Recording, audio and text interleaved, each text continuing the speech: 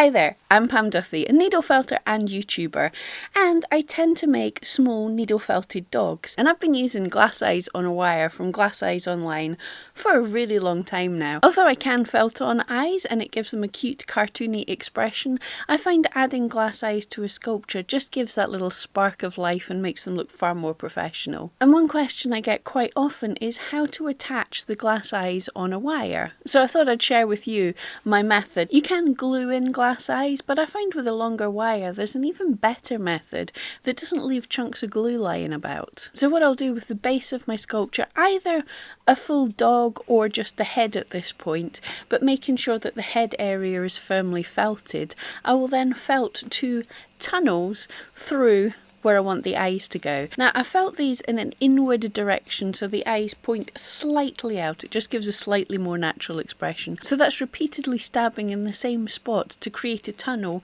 from where the eyes are going to be out the back of the head slightly over to the side.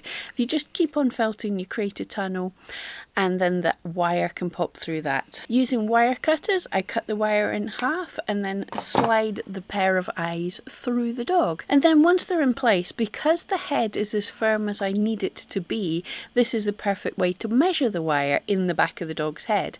Without pushing through with too much force, just where the wire's sitting, I now snip the wire flush to the dog's head. And then I would generally use needle nose pliers, but when I was filming this, for some reason I couldn't find mine, so I just used my snippers at the same time.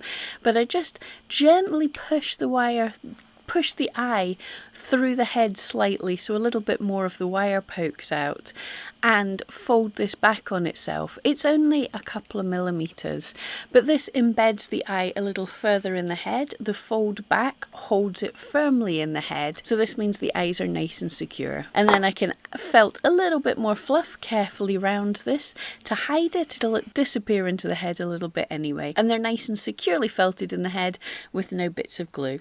I hope this helped you. Thank you so much for tuning in.